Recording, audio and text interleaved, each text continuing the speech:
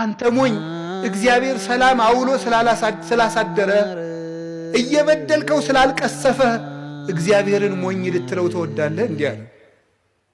ስለታገዝ ትዕግስትን ጅልነት ታደርጋለህ። ወባይቱ በአምጣነ ኢትንየስት ዘግ መቅሰፍተ ለርስከ ነገር ግን ንስሐ እንዳለ መግባት ለራስህ ፍዳን ታከማቻለህ። ደግሞ ሰው እንደው መጥቶበታል በየጸበሉ እየሄደ ስላሴ ተገለጠልኝ እንዴ ስነ ስርዓት መያዝ አለባችሁ። እንደው አታፍሩም እንዴ? ስላሴን አየዋቸው ጥጋብ እኮ ነው። እኔ እንደው አንድ መርጌታም በህልሜ አይቼ አላውቅም እንዴ እንኳን ስላሴ እንዴ ነውር አይደለም። በዛሬ ቪዲዮ ሁለት ሐሳቦችን ነግራችኋለሁ። የሁለተኛው ሐሳቤ ግን እጅግ ትንሽ ጠጠር ያለና ሲሪየስ ጉዳይ ነው። ከዛ እናንተ ላይክ እና ኮፒ ሊንክ እያደረጋችሁ አድምጡኝ።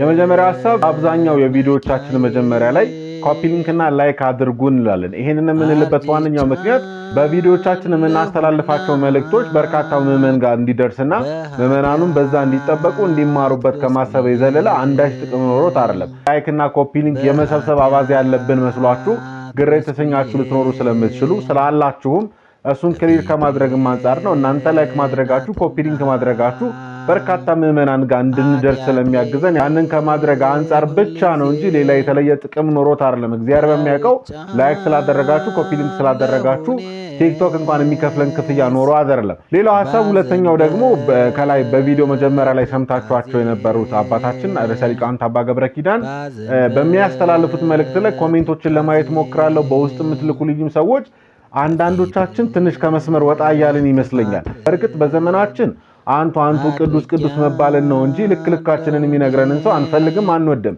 በተለይ በዚህ ዘመን ምን ችግር አለው ምን አለበት በውስጥ መነጋገር ሲቻል የሚሉ በጣም አጥፊ የሆኑ ግን መልካም የሚመስሉ ቃላትን በመጠቀም ብዙ ሰዎች መርዝ የሆነ ሐሳባቸውን በዛ ለመሸፈን ይሞክራሉ። ያደረጉትም ያሉት መምህራችን እንግዲህ ሲነግሩንም እንደምትሰሙት እንደምታውቁትም ስህተትን ስህተት ነው ልክ የሆነው ልክ ነው።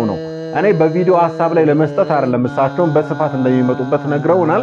በደንብም ይመጡበታል። ግን ደግሞ መምህራችን እንደምታውቋቸው በቃ በልካችን ማስተካከል ያለብን እንድናስተካክል ማጠንከር ያለበትን እንድንጠነክር ለብዙዎች መጽናኛ ብዙዎች ከስህተት መንገዳቸው እንዲመለሱ ያደረጉ ናቸው።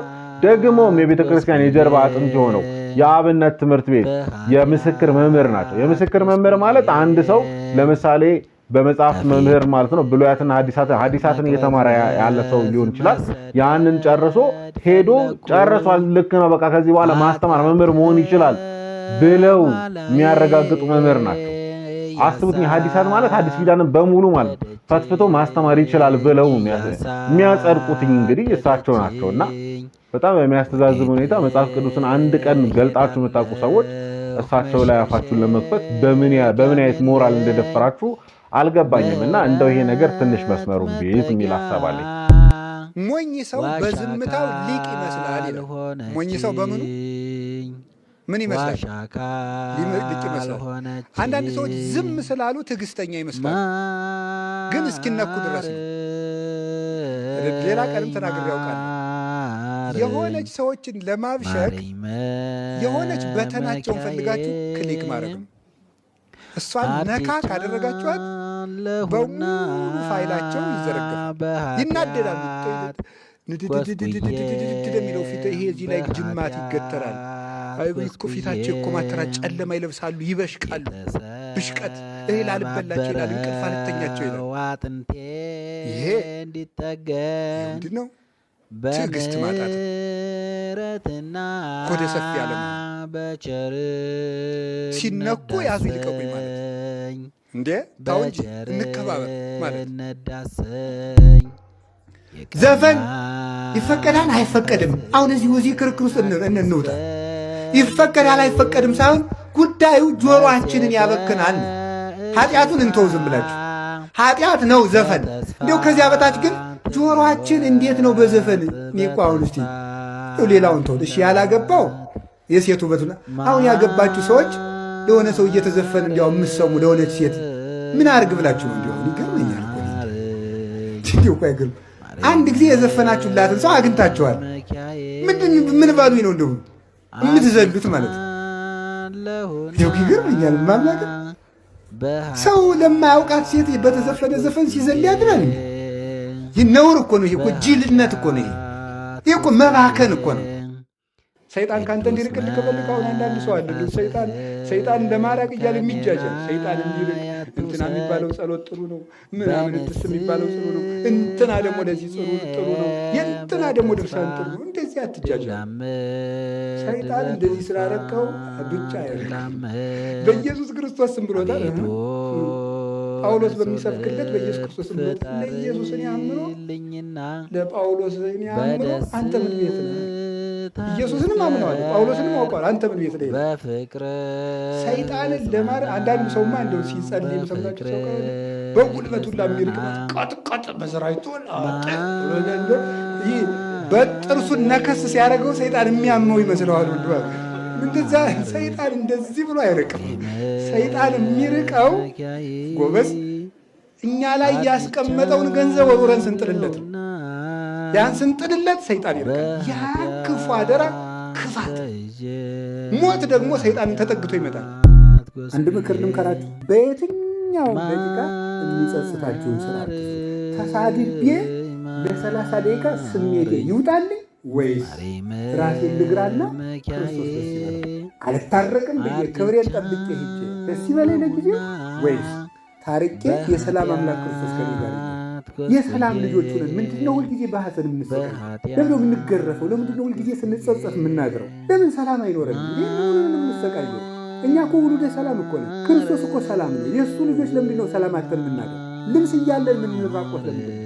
ምግብ እያለን የምንከሳ ለምንድን ነው? ፈውስ ዓለም ኢየሱስ ክርስቶስ ተሰቅሎ ጤና የምናጣ ለምንድን ነው? ግን ነፃ የምንወጣው ግን አይምሯችን ሰላም የሚሰማው አበድረን ይቅርታ ዝም ስንል ማሩኝ አላለችው አላወቅኩም እዩብኝ ስንል እንነቃለን። ሰላምን መፈለግ አለብን። ሰላምን የምናገኛት ደግሞ እኛው ልብ ውስጥ ይህን እናድርግ። ጌታችን መድኃኒታችን ኢየሱስ ክርስቶስ ብቻ ሊያነጻን ይችላል። ሁላችንም ረክሰናል። ክርስትና ድራማ አይደለም። የሚያነጻን መድኃኔዓለም ነው። የምንነጻው ደግሞ ማረን ብለን ንስሐ ገብተን ስጋውን ደግሞ ስንቀበል ነው። ምን እንዲያደርግልን ነው የምንፈልገው? እኔም ቢሆን እዚህ መቆም ደስ የሚያሰኘኝ አይደለም። ሁላችንም አሁን ንጹህ ለባብሰን አንዲት ጭቃ እንኳን ስንራመድ ሲረጨን ወይኔ ልብሴ ቆሸሸ ወይኔ በጭቃ እግሩ ጨርቃችንን የነካ ሰው ካለ ከፊቴ ናትና ኃጢአቴ ሁልጊዜ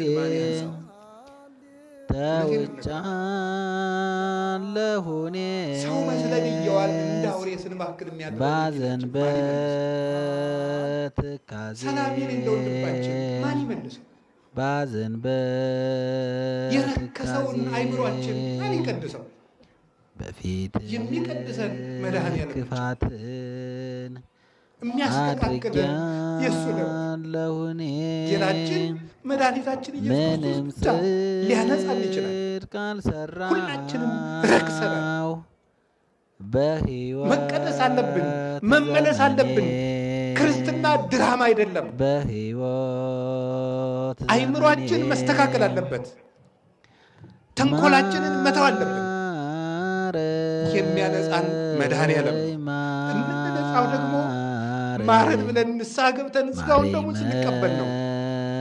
እየተሰበሰብን እንደ ክምር ብንናድ ምሕረት አናገኝ። ደሙን አፍሷል፣ ስጋውን ቆርሷል፣ ዘመንን ባርኮ ሰጥቶናል። ምን እንዲያደርግልን ነው የምንፈልገው?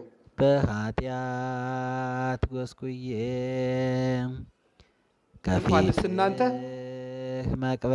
እኔም ቢሆን እዚህ መቆም ደስ የሚያሰኘኝ አይደለም። ፈለኩኝ ኃጢአት የእግዚአብሔር መልእክት እንደ ቤተ ክርስቲያን ሀሳብ ለማድረስ ነው እንጂ ቁጭ ብዬ ለኃጢአት እያለቀስኩ ብኖር ደስታዬ ነው።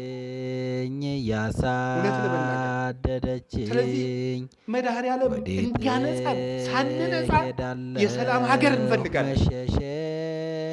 ሳንቀደስ እግዚአብሔር ሆይ ውረድ ፍረድ እንላለን። በየት ይውረድ? ማን ያስወርደው? ማን ያስመጣው? በራችን ዘግተን ልባችን ተቆልፏል። ስጥጡ አልባቢኩም ዋኮ አልባሲኩም። ልብሳችሁን ሳይሆን ልባችሁን ቅደዱት። ዘመን ተመቼ ብላ ባሏን የማትክድ ሚስት ደግሞ ይሄ የተመሰገነ ነው። ሲመቸው አላውቅም የማትል ሚስት ማለት ነው። ሴቱም ሲመቻችሁ እንዲያ ናችሁ አይደለም? ዘወር ስትሉ ዘወር ትላላችሁ። ልክ ደግሰሽ ዳሪኝ የሚል ባል እንዳለ ሁሉ ዘወር ሲል ዘወር የሚል ሴትም ሞልቷል። የለም? አዎ የእናንተ ሲሆን ዝም አላችሁ፣ ሞልቷል። አንዳንድ ጊዜ አሁን ዲያቆኑ መከራ እየገባ ነው። ተማሪ ሳለች ያገባትና አስተምራ ውጤቷ ከፊልና የዩኒቨርሲቲ መምህር ስትሆን ረድ የዚህ ዲያቆን ጋር የዚህ ማለት ትጀምራለች ማለት ነው። አርፋችሁ ብትቀመጡ ይሻላል። ሰውነታችሁን በቁስል መጥቶ እግዚአብሔር የተመካሽበትን ሰውነት ሁሉ ነዶ እንዲጠፋ ያደርገዋል። እግዚአብሔር የነበራችሁበትን አትርሱ። ሐመድ አንስቶ እግዚአብሔር ከየት እንዳደረሳችሁ። ሁሉም አይነት ኃጢአት በቤተ ክርስቲያን ይሰራያል ያለ ማመልከት። ሁሉም አይነት ኃጢአት ምንም ነገር ብትሰራ። ስለዚህ በቀኝ የተሰቀለውን ወንበዴ ዛሬ በገነት ትኖራለህ ብሎ ፈወሰው በምሕረቱ በደሙ። ስታመነዝር ተገኝታ በድንጋይ ልትወገር የመጣችውን ሴት በሰላም ሂጂ ልጄ ብሎ ሰደደ። ጎባጣውን ፈወሰው፣ ዲዳውን ፈወሰው፣ ወንበዴውን ፈወሰው። ክርስቶስ የሞተውን ፈወሰው። ክርስቶስ ቢክድ እንኳን ከተመለሰ ምሕረት የማይሰጠው ሰው እና ሁሉም ምሕረት በቤተ ክርስቲያን ይገኛል። ቤተ ክርስቲያንን የሚያሸንፋት ኃጢአት የለም። ራሷ ኢየሱስ ክርስቶስ ስለሆነ መድኃኒቷ ክርስቶስ ስለሆነ ክርስቶስ መድኃኒቷ ለሆነላት ቤተ ክርስቲያን እማታስተሰርየው ቤተ ክርስቲያን። አሁን አንዳንድ ሰው በሰንበት መንገድ የሄደ ሰው ኃጢአቱ አይሰረይለትም፣ እንደው ንስሐው እንደ ወራጅ ውሃ ሲሄድ ይኖር። አቤቱ ንጹሕ ልብ ፍጠር። ከባድ ሸክም አስረው ለሰው ያሸክማሉ፣ እነሱ በጣታቸው አይነኩትም አለ። ነውር አይደለም። ከጌታችን ከኢየሱስ ክርስቶስ ደም በላይ የሚሆን ኃጢአት ምንም ነገር ቢሆን በሱ ደም ይደመሰሳል። ምንም ኃጢአት ይፍታ ይድግ ያንስ ወይ ቀድስ ምንድን ነው የሚለው? ቄሱ ንስሐ ሰጥቶ ሲጨርሰን ንስሐ ባንገባም አሁን በኋላ ራስ እንግዲህ በጸሎት ስንዘጋ ምንድን ነው የሚለው? በአማርኛ ለበለው ስንተርጉ ጌታችን መድኃኒታችን ኢየሱስ ክርስቶስ የካህናት አለቃ አያችሁ፣ ይቅር ባይ ለአባቶቻችን ለሐዋርያት ስልጣነ ክህነትን የሰጠ በከበረ ደሙ የዓለሙን ኃጢአት ይቅር ያለ በማወቅ ባለማወቅ ከልጅነት እስከ እውቀት የሰራችሁትን ኃጢአት ይቅር ይበላችሁ። በምኑ ነው ይቅር የሚለን? በዚያ ደም ነው። ይህንን ደም የሚያሸንፍ ኃጢአት የለም። ዝንቱ ውእቱ ደሜ ዘይትካው ለቤዛ ብዙኃን ወለ ስርየተ ኃጢአት፣ ለብዙዎች የኃጢአት ስርየት የሚፈሰው የሐዲስ ኪዳን ደሜ ይህ ነው ይላል። ለብዙዎች ያለው ለምንድን ነው? ምንም የኃጢአት ማህበር ቢኖር ከእግዚአብሔር ይቅርታ በታች ንስሐ እስከገባን ድረስ ማለት እና ቤተክርስቲያን የምህረት ቤት። ከኢትዮጵያ ኦርቶዶክስ ተዋሕዶ አንድ ነገር መማር ያስፈልጋል። ያለ እግዚአብሔር ፈቃድ ባለስልጣን አይሾምም ይላል። ያለ እግዚአብሔር ፈቃድ ምን አይሾምም ነው? እና እንግዲህ ሁሉም ባለስልጣን እግዚአብሔር እየፈለገ ነው የሾመው። እንደው የዛሬዎችን መገምገም ከፈራችሁ የድሮዎችን ገምግሙ፣ ችግር የለም። እውነቴን እኮ ነው ማለት ነው። ቢያንስ የድሮዎቹ መጥተው ምንም አያረጉንም ማለት ነው። ስለዚህ የድሮዎቹን መገምገም ትችላላችሁ። እና እንደው ሁሉንም እግዚአብሔር እየወደደ የተሾሙ ናቸው። እግዚአብሔር ረድኤቱን ከኛ ላይ ሲያነሳ አራዊት የሆኑ ሰዎች በስልጣን ሊሆን ይችላሉ፣ በጭካኔ ሊሆን ይችላሉ፣ መጥተው እንዲሰለጥኑ ያደርጋቸዋል ማለት ነው። ኦርቶዶክስ ቤት እውነት የለም ብዬ አላምን። ክርስቲያን መሆን ምንኛ ደስ ይላል፣ መስቀሉን ጨብጦ መድኃኒቴ ይላል። አማን በአማን አማን በአማን ክርስቲያን። የከተማ ልጅ እንደ ዱባ ያለ ነው። እንደ እውነቴን ነው ማምላክ። አሁን ዱባ ጭንቅ አይችልም አይደለም። አንድ ቀን ከፀሐይ ላይ ስናወራው ዝም ብሎ በቃ መፍረስ ነው ስራው፣ መፍረጥ ነው ስራው። ወይ እንደ ቅቤ ነው ወይ እንደ ሙዝ ነው። ሙዝ አሁን ለብዙ ቀን ስንቅ አይሆንም፣ ጭንቅ አይችልም ሰው ማለት ነው። እና ጭንቅ ነገር መስማት አንችልም፣ ጭንቅም ነገር መስራትም አንችልም። ስለዚህ ነው ጭንቀት ሲመጣ ደንግጠን ከሃይማኖት ደጃፍ ሁሉ ምን ወጣው ማለት ነው። በመቸኮላችን ምክንያት የምናጣው በጣም ብዙ ነገር አለ። በጣም ዓለምን የሚያውካት አሁን ችኮላ ነው። ቸኩሎ ማግባት፣ ቸኩሎ መመንኮስ፣ ቸኩሎ መብቃት፣ ቸኩሎ ቅዱስ መሆን ያምራችኋል አይደል? እናንተ ራሳችሁ ሱባኤ በሄዳችሁ በሶስተኛው ቀን ክንፍ አውጥቼ እንደሆነ ብላችሁ ጉያችሁ መዳሰስ ነው የምትጀምሩት ማለት ነው። በቃ ቸኩሎ መምህር መሆን ይሄ ሁሉ ማለት ነው። እንደዚህ ያለው ቸኩሎ መናገር፣ መረጋጋትን ማጣት የእግዚአብሔር ሰዎችና የሰይጣን ሰዎች ምልክት አንደዋችሁ ችኮላና መረጋጋት፣ ህዱእነት፣ ህድአት፣ መረጋጋት፣ ጸጥታ። ሊቃውንቱ ምን ይላሉ? ለመናፍቃን ህድአት የላቸው፣ እርጋታ የሚባል ነገር የለም።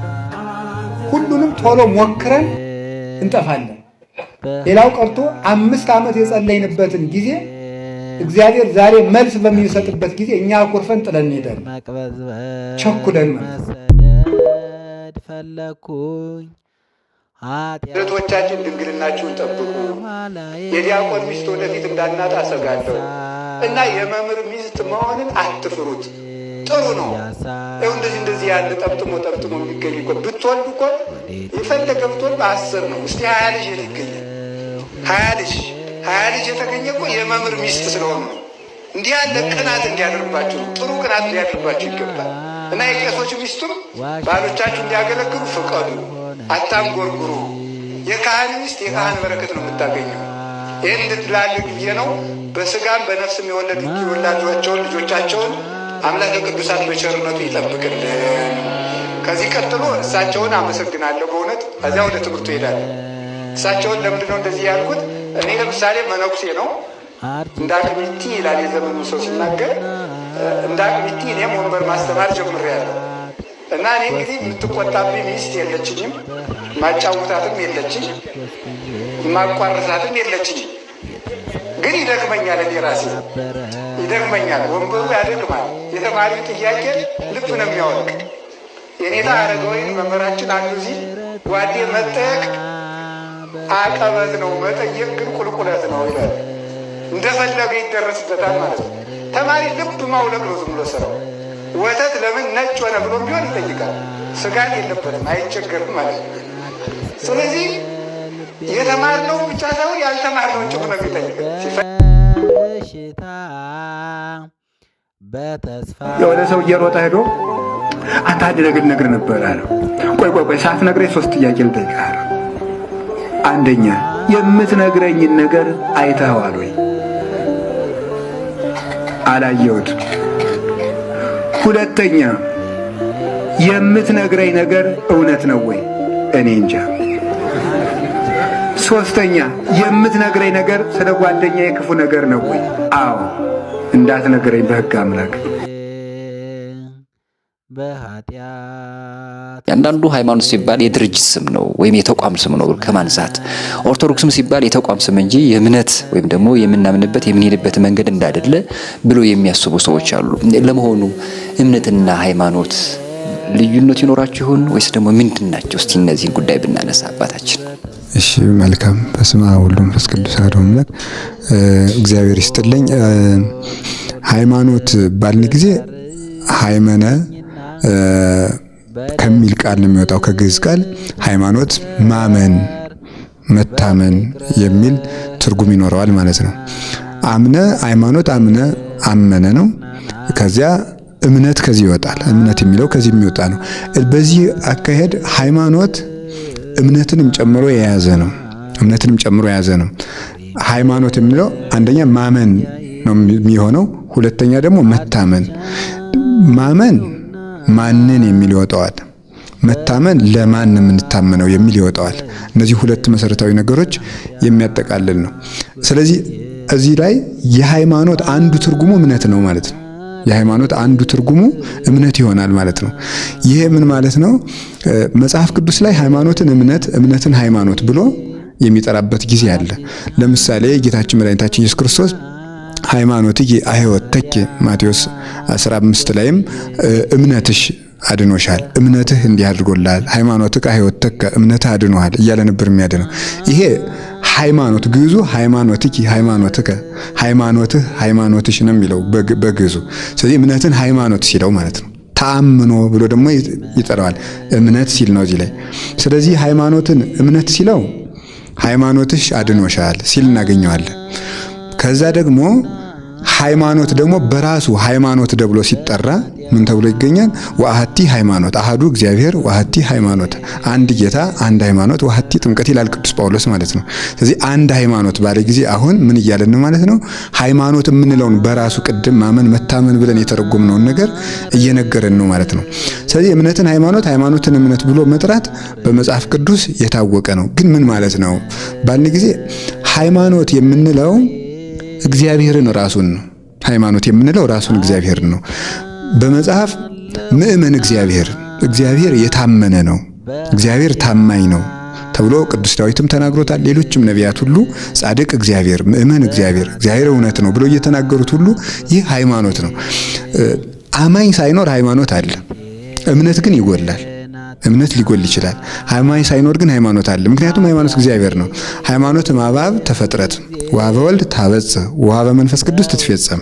ሃይማኖት ምንድነው ትለኝ እንደሆነ ሃይማኖት አብን ወላዲ በማለት ትጀመራለች፣ ወደ ወልድ ወላዲነት ታደርሳለች፣ በመንፈስ ቅዱስ ሰራጺነት ትፈጸማለች ብሎ ነው የሚናገረው ማለት ነው። ስለዚህ ሃይማኖት ማለት ምን ማለት ነው ብሎ ቢጠይቅ አንድ ሰው የአብ ወላዲነት፣ የወልድ ተወላዲነት፣ የመንፈስ ቅዱስ ሰራጺነት ወይም የአብ የመንፈስ ቅዱስ የወልድ ፈቃድ የወልድ ስግው መሆን ወይም ደግሞ ሰው መሆን እሱ ሃይማኖት ነው ማለት ነው። ስለዚህ ሃይማኖት የምንለው የሶስቱን ቅድምና ሀለወት፣ አንድ ባሕርይ፣ አንድ ስልጣን፣ አንድ መንግስትና ያ እግዚአብሔር ሀለወት እግዚአብሔር ነው ሃይማኖት ይባላል። ሀለወት እግዚአብሔር ለዚህ ዓለም ሰራይ መጋቢ አለው። ስራ ካለ ሰሪ እንዳለ ሁሉ ፍጥረት ካለ ፈጣሪ ያለ ብሎ ያ የምንቀበለው እሱ ሃይማኖት ይባላል። ስለዚህ ምን ይሆናል? ራሱ እግዚአብሔር ሃይማኖት ነው። ራሱ እግዚአብሔር ሃይማኖት ነው። ምክንያቱም የሚያምን ቢጠፋ እግዚአብሔር ራሱን አይክድምና ብሎ ተናግሯል። ራሱ እኛ ባናምነው እንኳን በራሱ የታመነ ሆኖ ይኖራል ይላል ቅዱስ ጳውሎስ። እግዚአብሔር ሃይማኖት ነው። እንዲያውም አንዳንድ ጊዜ እንዲህ ተብሎ ሁሉ ይነሳል። ሃይማኖት በመላእክት ዓለም ተጀመረ የሚል ሐሳብ እኔም እሰማለሁ። ይህ ልክ አይደለም። ሃይማኖት ለመላእክት ተገለጠ ነው እንጂ ተጀመረ አይባልም። እግዚአብሔር ነው ሃይማኖት። እግዚአብሔር ሃይማኖት ነው። እንደውም በድርሰቱ በቅዱሳት መጻሕፍት እግዚአብሔር ታማኝ ነው፣ እግዚአብሔር ምእመን ነው ተብሎ ተነግሯል አልኩኝ። በድርሰቶቻችን ነው ምሳሌ መልክአ ኢየሱስ ብለን በምናመሰግነው ደሰት ላይ ለሕፅንከ ብለን ሰላም ለሕፅንከ ምርፋቀ በረከት ወሳይል ዘአስመከ ወጥቶ ለዘዲዮስ ድንግል ኢየሱስ ክርስቶስ ሃይማኖተ ወንጌል ብለን እንጠራዋለን። ክርስቶስ ሃይማኖት ተብሎ ነው የሚጠራው፣ ሃይማኖት ነው። ስለዚህ ሃይማኖት ተገለጠ እንጂ አልተጀመረም። ያ ታምኖ አማኝ ሳይኖር እግዚአብሔር ስቡህ ነው እንደምንለው አመስጋይ ሳይኖር እንቅድመ ይፍጠር መላእክት ለቅዳሴ ተጸራ ስብሐት አብ ወልድ መንፈስ ቅዱስ መላእክትን ለምስጋና ሳይፈጥር የአብ የወልድ መንፈስ ቅዱስ ምስጋና አልተጓደለም እንደሆነ የሚያምን ሳይፈጠር እግዚአብሔር ታማኝ ሆኖ ነበረ። ከዚያ ደግሞ እግዚአብሔር ራሱን ለፍጥረት የገለጠበት ያ የመገለጥ መንገድ ደግሞ ሃይማኖት ተባለ ደግሞ ማለት ነው። ያ መገለጡ ደግሞ በራሱ ሃይማኖት ተባለ። ስለዚህ አንደኛው እግዚአብሔር ሃይማኖት ነው። ሁለተኛ ሃይማኖት የማይሻሻለው እግዚአብሔር ስለማይሻሻል ነው። ሃይማኖት የማይለወጠው እግዚአብሔር ስለማይለወጥ ነው። እግዚአብሔር ሕያው ስለሆነ ሃይማኖት ሕያው ነው። የሚያምን ሰው ሲገደል ሃይማኖት የማይገደለው ለዚህ ነው። ሌላ ጊዜ ቆይቶ አማኝ ጠፍቶ ሙቶ ካለቀ በኋላ የሆነ ሰው በፀሐይም በጨረቃም በከዋክብትም ተመራምሮ እግዚአብሔርን የሚያገኘው ሃይማኖት ያለና የነበረ ስለሚኖር ነው። ስለዚህ እግዚአብሔር ለሙሴ ሲነግረው እኔ ያለውና የነበርኩ ነኝ ሲለው ያ ነው ሃይማኖት ማለት። ያ ያለውና የነበረው እግዚአብሔር ሃይማኖት ነው። የዓለም ብርሃን ማን ነው? ክርስቶስ በሉ። የዓለም ብርሃን ማን ነው? ክርስቶስ። ኢትዮጵያ የዓለም ብርሃን አይደለችም። ማን ያላችሁ እንደዚህ? ከቤተ ክርስቲያን ሰውን ለማጥፋት የሚዘየድ ስብስብ ነው። ብር ካጣችሁ ነግዱ። እኔ እውነቴን ነው። ነግዱ፣ ስሩ። እንዴ እውነቴን ነው። ኢትዮጵያ ሰው ብር መናቂያ ይወዳል፣ ስራ መናቂ ይወዳል። ብር ደግሞ ለሁለት ሺህ ብር ይላል። ወይ ጥቃም እንዲሁ እናንተ እንዴ! አንዳንዱ ደግሞ ኩራት ራት ነው ይላል። እንዲሁ ከመጨለት ወዲህ ነው ራቱ ነው የሚያውቁ ኩራት። እንዲሁ እስቲ እንዲሁ ሲቀማ ሰው እንዲሁ ኩራት እየኮራ ሶስት ቀጠኛና እንዲሁ ሲለበልብ ታገኘዋለህ። እንዲሁ እውነቴን ነው። ስሩ ልክ ኩራት ራቱ ነው ያውቅ። ሲራክ ምን አለ? ሶስት ሰዎች ነፍሴን አበጻጯት አለ። ሴሰኛ ሽማግሌ፣ ንፉግ ባለጸጋ እና ትዕቢተኛ ድሃ እንዲሁ ነፍሴን አበሳጯታል። ሁላችሁ እሱ ነው የምነግርህ። ስሩ ዝም ብላችሁ። እኛ ኢትዮጵያውያን ምን የሚጠቅም ነገር የለም። መስራት፣ መጽደቅ፣ መፎከር ምንም አያመጣም። መስራት፣ መጽደቅ መልካም መሆን ኢትዮጵያውያን መልከኞች፣ ሰራተኞች እንኳን የእግዚአብሔር መጽሐፍ እነ ሄሮዳትስ የታሪክ ጸሐፊዎች ሁሉ ምንድነው ኢትዮጵያውያን ማለት ጨዋታ የሚያውቁ ጥበብ የሞላባቸው ቤታቸውን ከመንገድ ዳር ሰርተው በሞት የብሉን ሊጠጡልኝ የሚያውቁ ሰውነታቸውን የሚያድሱበት የጠራ ውሃ ያላቸው መቼም እሱ ጸበል አይለን ነገር የተባረኩ ህዝቦች ናቸው ተብሎ ተጽፎልናል። ያንን ነው መጠበቅ። ስለዚህ እንዲሁ ሲታጣ አሁን የሥራ መፍጠሪያ ሃይማኖት እየሆነ ስነ ስርዓት ያዙ። የዓለም ብርሃን ክርስቶስ ነው። እመብርሃን ደግሞ ድንግል ማርያም ናት። እመብርሃን እንዲሁ አንተ ወንጌል ምን አለ? አይነ ምቀኛ ነው እንዲህ አለ። እንዲሁ አይነ ምቀኛ ነው ወይ? ልጇ ብርሃን ከሆነ እናቱ ደግሞ ማለት እናት ነው። እመብርሃን ማለት የብርሃን እናት ነው። እንዲሁ ያማል። እመብርሃን ማለት ምንድን ነው የሚቸግርህ? ልጇ ብርሃን ነኝ አለ። እንደወለደችው ደግሞ ነገረው። ያው ወንጌል እንዴት እመብርሃን አትላትም? ምቀኝነት እኮ ነው። ራይ ድረስ ነው። እንዲሁ በማይደረስበት ይቀናል እንዴ? ትባሸቃላችሁ እንዴ? ጠላት ከፈለጋችሁ ሰይጣን አላችኋል እንዴ? እሱን አትሰላለፉትም? እንዲሁ ማርያም ምን አደረገቻችሁ? ምሕረት አዝላ በመጣች። ስለዚህ የእግዚአብሔር ሰዎች እመቤታችን የብርሃን እናቱ የፀሐይ ጽድቅ እናት ናት። ስለዚህ ለምንድን ነው ድንግል ማርያም ዘላለም ድንግል መሆን ያስፈለጋት ሲባል ቅድም እንዳልኳችሁ ለልጇ ምስክር እንድትሆንና እግዚአብሔር ስለገባባት። በእግዚአብሔር ዙፋን ፍጡር አይቀመጥም። እኔ ቀናተኛ አምላክ ነኝ፣ ክብሬን ለሌላ አልሰጥም ይላል የሰራዊት ጌታ እግዚአብሔር። እግዚአብሔር የገባባትን ማኅፀን እግዚአብሔር የተቀመጠበትን ዙፋን ማን ነው የሚቀመጥበት? እስቲ በሉ እንደው አሁን የቀበሌ አስተዳዳሪ በወረዳ አስተዳዳሪ ወንበር ይቀመጥ? እስቲ ሂድና ሞክራት። አሽሮ ይለቃል። የለም አይፈቀድም። እንደው መጠንን ታውቆ ነው። እማዬ ያቅምሽናል ሙያ አለም ያሉ አሉ አይደል? ቄሴ አንዲት እማዬ ብድግ ብለው የኔ ታቤት እንዲሁ እኔ በህልሜ ታቦት ተሸክሜ ሰው እያጠኑ ህልም አይቼ አይ እማዬ እንደው ያቅምሽናል እንደው ከሆነም እኔ ታቦት ተሸክሜ እንደው አንቺ ብታጠኝ ይችላል። እንደው አይሆን ያማ አይሆንም እኮ እንደው በየት አልፎ ባይቲ ሀሊፈቂ ድጓታ ሚረቂ ያለ እንደው ነውር እኮ ነው። መጠን አለው ነው።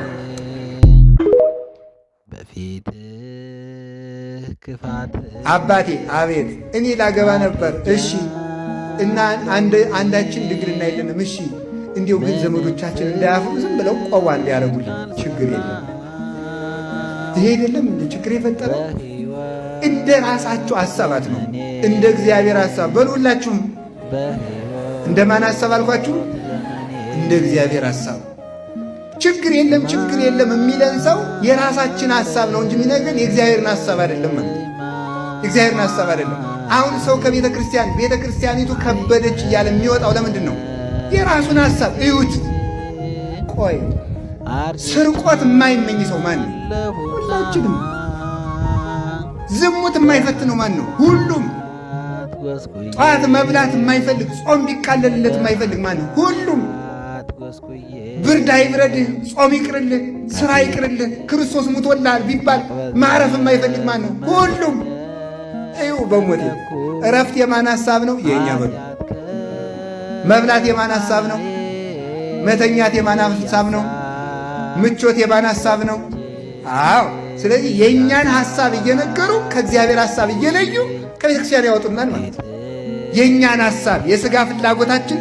ለዚህ ነው ቅዱስ ጳውሎስ እንደ ሥጋ ምሕረት መጠጊያ እነኋት እናትህ እነሆ ልጅሽ እመቤታችን ቅድስት ድንግል ማርያም ከመስቀሉ ስር ተገኝታ የተቸነከሩ እጆቹንና እግሮቹን እያየች ታለቅስ ነበር። ይህን በምታለቅስበት ጊዜ እናቱን ለማጽናናት እነሆ ልጅሽ ብሎ ዮሐንስን ሰጥቷታል። አንደኛው እናት አባትን ማገልገል እስከ ሞት እንኳን ቢሆን መሆን እንዳለበት ሲያስረዳ ቅዱስ ዮሐንስ አፈወርቅ እንደሚናገረው ይህንን አንቀጽ ሲተረጉም ክርስቶስ እየሞተ እንኳን እናቱን ያገለግላት ነበር። አንተ በቁምህ በጤንነት እያለ ጤና እያለ አካልህ ደህና ሆኖ እናት አባትህን ባታገለግል ምን አይነት ፍርድ ጠብቀህ? ለጌታስ የምትመልሰው መልስ ምንድን ነው? ለእናት የሚደረገው ፍቅር በሞት እንኳን ቢሆን የሚደረግ ነው። ብዙ ጊዜ ሰዎች እናቱን አቃሏታል የሚሉ ሰዎች አሉ። ለእናቱ ቁም ነገር ግድ የማይላቸው ግን ክርስቶስ ስለ እናቱ ግድ ይለዋል። እየሞተ እንኳን የእናቱ ነገር ያሳስበው ነበር። የእመቤታችን የቅድስት ድንግል ማርያም ነገር በጌታ በሞቱ እንኳን ጊዜ ያልተዘነጋ ነው የሚታሰብ።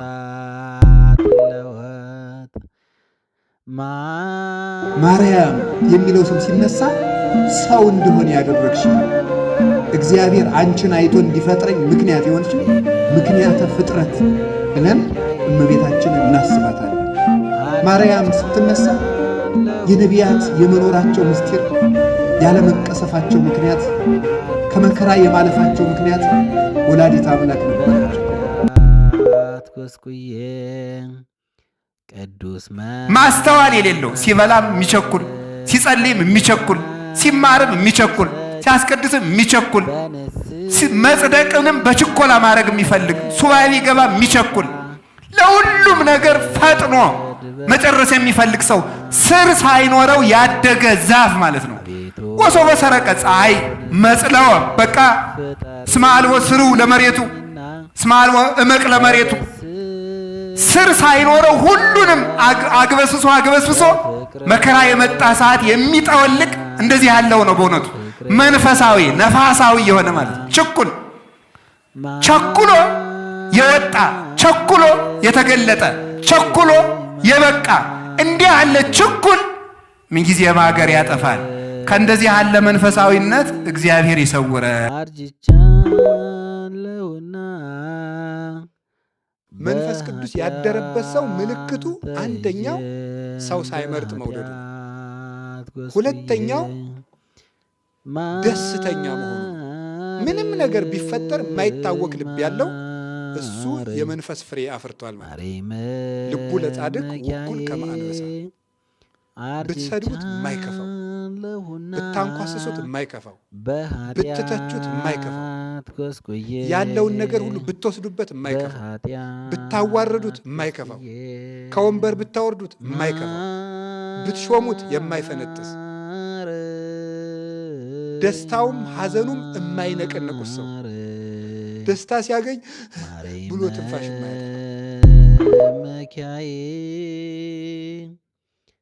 ይቅር የማይል ሰው ሃይማኖት የለውም። ለምን? እግዚአብሔር የምን አምላክ ነው? ሃይማኖት እግዚአብሔር ነው። እግዚአብሔር ደግሞ የምሕረት አምላክ ነው። ስለዚህ አንተ ጨካኝ ከሆንክ የምሕረት አምላክ ካንተ ጋር የለም ማለት ነው። ልብህ ይቅር ባይ ካልሆነ እግዚአብሔር ካንተ ጋር ሊኖር አይችልም። ይኸውላችሁ ያንተን ክፋትም እግዚኦ ብሎ እግዚኦ ማረነ እግዚአብሔር አይልም፣ አይምርም። መቀለጃ አይደለም እግዚአብሔር። ዝም ብሎ 400 ሆኖ እግዚኦታ ወደ 400 ሚሊዮን ብንቀይረው ይቅር አይልም። እወ ህድግ ወይ ሀድግ ለክሙ እወ ስራይ ወይ ሰሪ ለክሙ የሚለው ዮሐንስ አፈወርቅ በቅዳሴው። ተው ይተውላችኋል፣ ይቅር በሉ ይቅር ይላችኋል ነው ያለው እግዚአብሔር። በኃጢአት ጎስቁዬ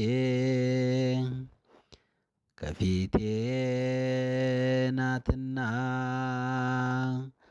ኃጢአቴ ሁል ጊዜ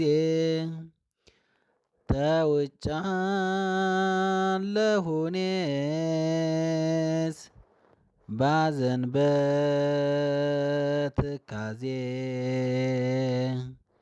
ባዘን በትካዜ በፊትህ ክፋት